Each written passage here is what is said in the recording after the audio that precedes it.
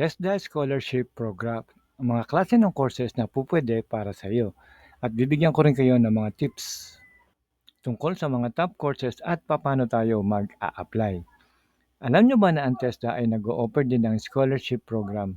Magsimula sa mga technical schools, mga short-term courses, hanggang sa tertiary education.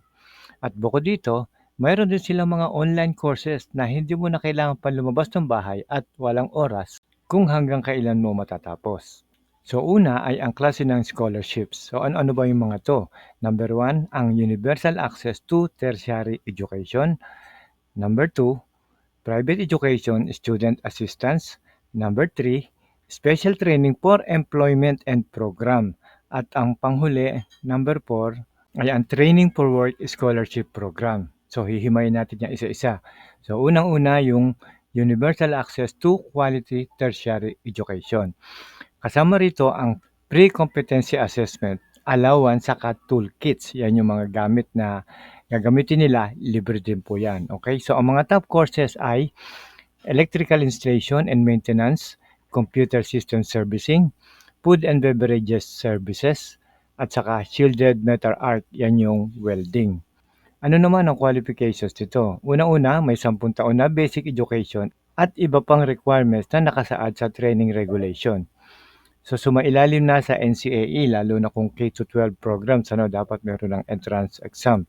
So hindi college graduate at hindi rin holder ng National Certificate 3 o mas mataas pa. So walang scholarship grant na galing sa ibang ahensya ng gobyerno at Filipino citizen.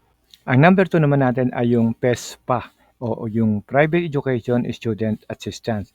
Yan yung financial na tulong para sa mga mahihirap para sa technical o kaya ay vocational school. So ano-ano mga top courses natin dito?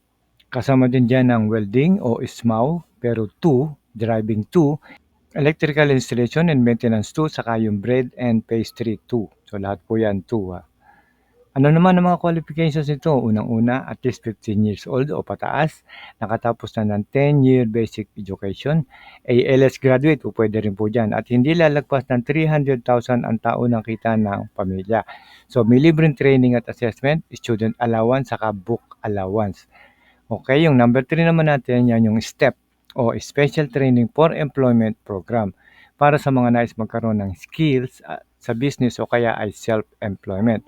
So ano-ano mga top course natin? Bread and Pastry 2, Shield Metal 2, at Hilot, Wellness Massage, and then Cookery. Yan din po yung mga top courses dyan. Ano naman ang qualifications nila? Hindi bababa sa 15 years old, kailangan Filipino citizen, may libreng training at assessment din, libreng entrepreneurship training, maganda yan ha, at libreng starter toolkits. At number 4, yung TWSP o Training for Work Scholarship Program. Ito naman ay para madali ka makahanap ng trabaho. So ano-ano mga top courses natin dyan? Yung Raise Organic Hogs para sa agriculture production, saka food processing, domestic work, saka fish capture. Okay? So ano-ano naman ang mga qualifications dito? Unang-una ay hindi bababa sa 18 taon o 18 years old sa pagtatapos ng training program at pwede mag-avail ng libreng skills training at libreng assessment. So, doon sa 4 na yon, mamili na kayo ng isa kung saan nyo malapit sa napupusuan yung mga courses. Okay? So, pagkatapos niyan, magre-register naman tayo online. So, gamit ang inyong cellphone, laptop o kaya PC, pare-pareho lang po yan. Nagkaiba-iba lang yan sa laki ng screen. Okay? So, search natin ang TESDA sa search bar, yun nasa ibabaw, at i-click natin yung unang-unang option na lalabas. Yan yung TESDA Technical Education and Skill Development. Okay, i-click lang natin yan. And then, nandito na tayo ngayon sa loob ng website ng TESDA. Gagawin nyo lang, scroll down nyo lang, at sa ilalim, makikita nyo na yung scholarship program.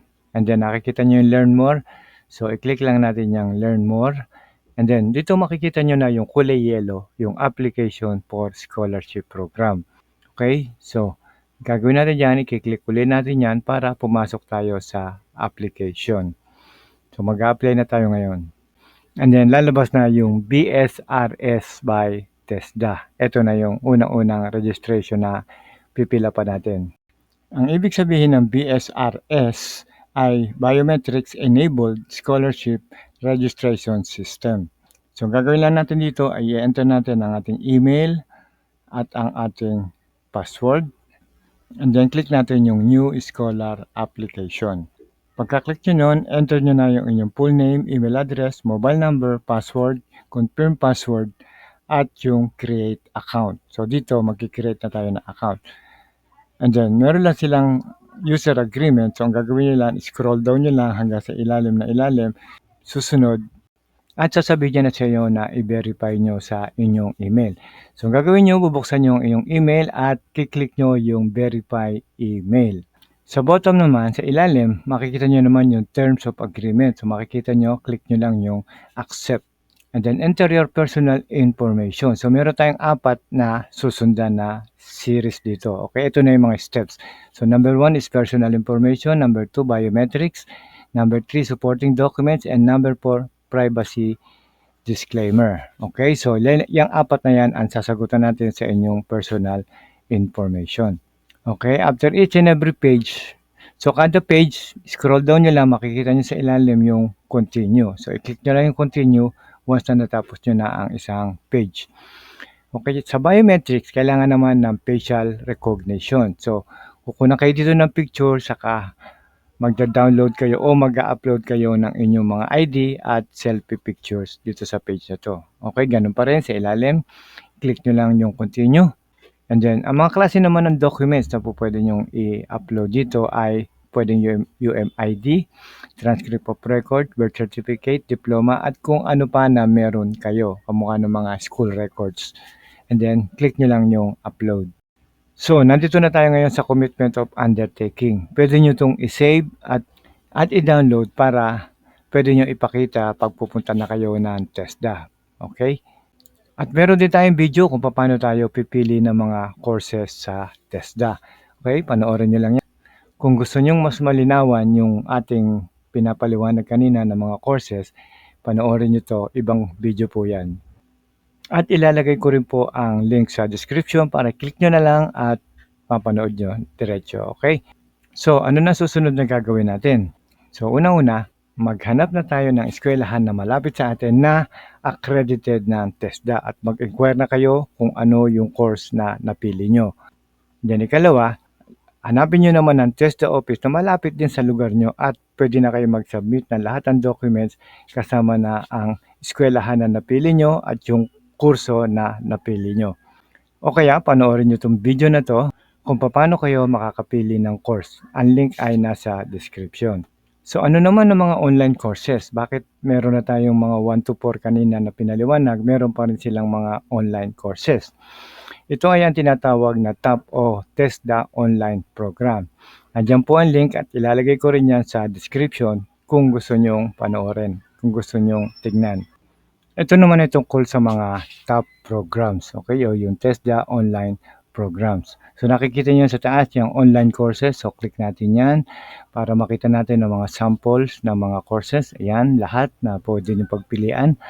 And then sample, mamimili tayo ng isa, and then halimbawa, piliin natin yung electrical and electronics. And then under dyan, meron pang 3 subcategories yan. Okay, so mamili kayo ng isa dyan. Halimbawa, computer system servicing. Meron pa rin 5 subcategories as computer servicing. Meron tayong introduction, meron tayong installation, meron tayong setup, saka computer servicing. At meron pa rin yan sa ilalim na isa, yung maintaining computer system. At dito kung sakaling hindi pa kayo nakapag-create na account, po pwede pa rin kayong mag-create na account dito sa menu na to. At kung kung meron na kayong account, enter nyo lang inyong username at password and then log in.